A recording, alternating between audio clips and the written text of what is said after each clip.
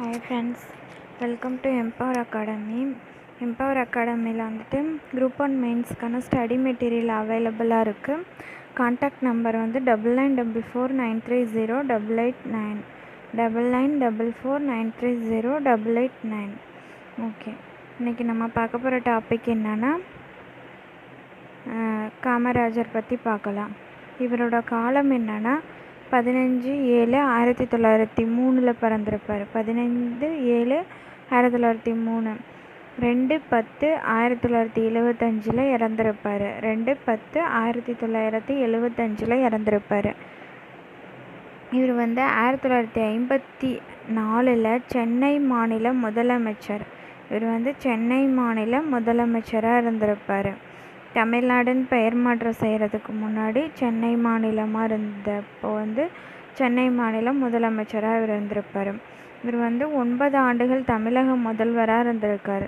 9 years தமிழக முதல்வராக இருந்திருக்கார்.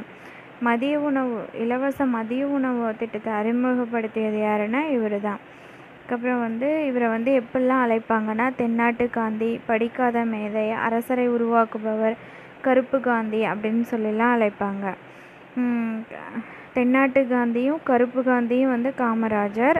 ஆனால் மதுரை காந்தின்னு சொல்லிட்டு ஒருத்தர் அழைப்போம், முன்னாடி கிளாஸில் பார்த்துருப்போம். NMR சுப்பராமன் அவரை மதுரை காந்தின்னு அழைப்போம். இவரை தென்னாட்டு காந்தி, கருப்பு காந்தி, அப்புறம் ப்ளஸ் படிக்காத மேதை, அப்புறம் அரசரை உருவாக்குபவர், அப்புறம் பெருந்தலைவர் அப்படின்லாம் சொல்லிட்டு புகழ்வாங்க இவரை. அடுத்து 1976 இவர் இறந்து ஒரு வருஷத்துக்கு அப்புறம் இந்திய அரசு இவருக்கு பாரத ரத்னா விருது வழங்கியிருக்கோம். பாரத ரத்னா வாங்கின முதலமைச்சர் இவர் 1976 வாங்கியிருப்பார். அடுத்து மதுரையில் காமராஜர் பல்கலைக்கழகம் எனவும் சென்னை உள்நாட்டு விமான நிலையத்திற்கு இவர் காமராஜர் உள்நாட்டு விமான நிலையம் அப்படின்னு சொல்லிட்டு பெயர் சூட்டப்பட்டிருக்கு.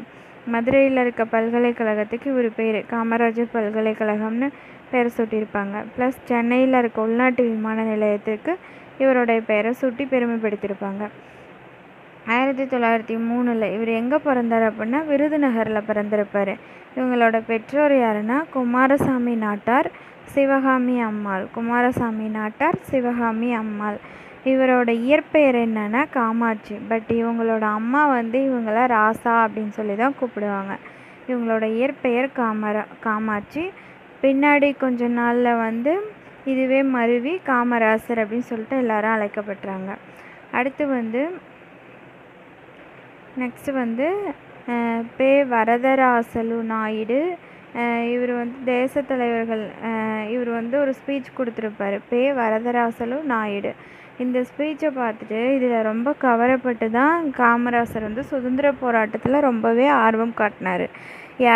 அதுக்கு தூண்டி விட்டது யாருன்னா பே. வரதராசலு நாயுடு. இவர் ஒரு தேச தலைவர்.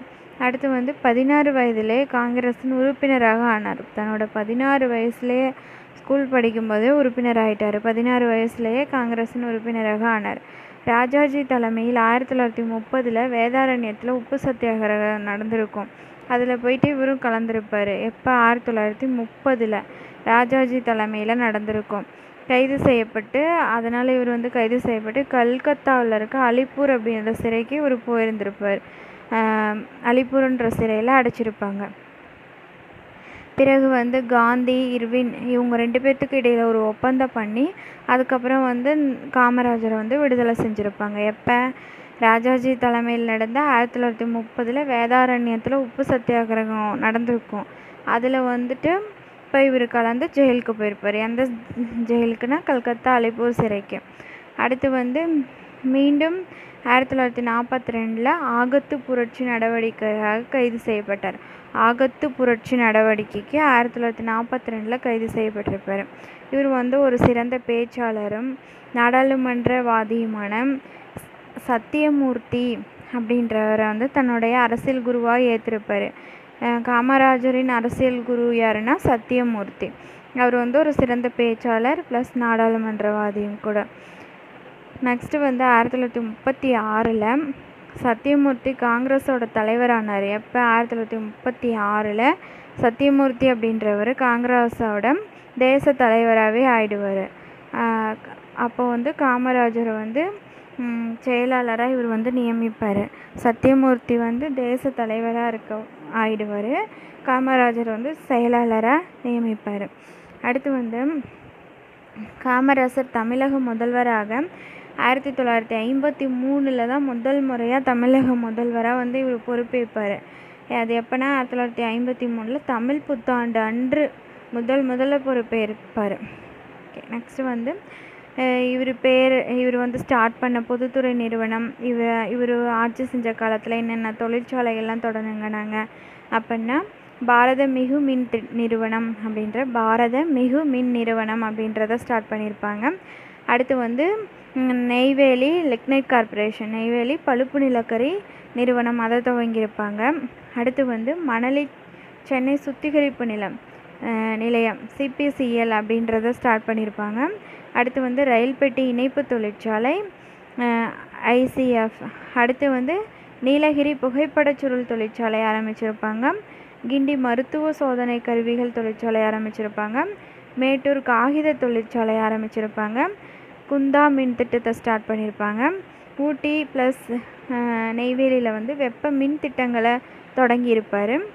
அப்புறம் வந்து தொடக்கப்பள்ளி ஆசிரியர்களுக்கு ஓய்வூதியத்தை கொடுத்துருப்பாரு. ஃபஸ்ட்டு தொடக்கப்பள்ளி இவர் தான் வந்து ஆட்சிக்கு வந்த முதல் வருஷத்துலேயே வந்து தொடக்கப்பள்ளி ஆசிரியர்களுக்கு ஓய்வூதிய திட்டத்தை கொண்டு வந்தார்.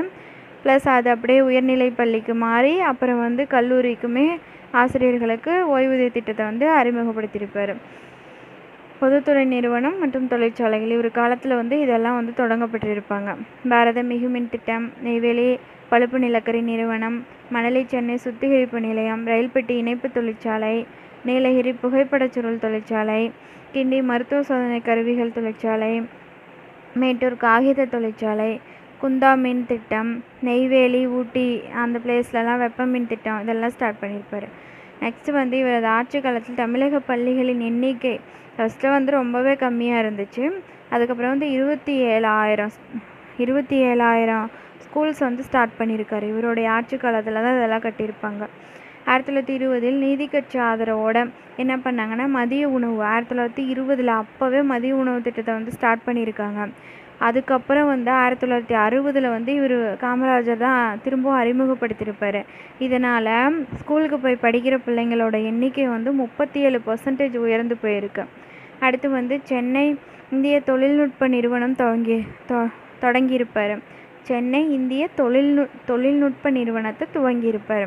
அடுத்து வந்து 10 முக்கிய நீர்ப்பாசன திட்டத்தை அறிமுகப்படுத்தியிருப்பார். என்னென்னா பவானி திட்டம், மேட்டூர் கால்வாய் திட்டம், காவிரி டெல்டா வடிகால் அபிவிருத்தி திட்டம்.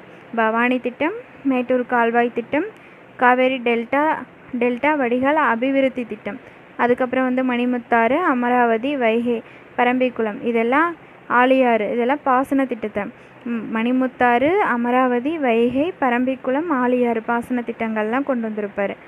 அடுத்து வந்து கன்னியாகுமரியில் வந்துட்டு மலை கிராமத்தில் குடிநீர் பிரச்சனை தீர்க்கறதுக்காக இவர் என்ன பண்ணியிருப்பாருன்னா ஒரு மாத்தூர்ன்ற பிளேஸில் ஒரு தொட்டி பாலம் ஒன்று கட்டியிருப்பார். இதுதான் வந்து ஆசியாவிலேயே மிகப்பெரிய பாலமாக இன்றளவுக்கும் இருக்குது. ஓகே, இன்றைக்கி வந்து காமராஜர் பற்றி பார்த்தோம். நெக்ஸ்ட் கிளாஸில் வந்து அடுத்த டாபிக் பார்க்கலாம். எம்பவர் அகாடமியில் வந்து குரூப் 1 மெயின்ஸ்க்கான தமிழ் மீடியம் ஸ்டடி மெட்டீரியல் வந்து அவைலபிளாக இருக்குது. கான்டாக்ட் நம்பர் என்னென்னா 9944930889 9944930889. தேங்க்யூ.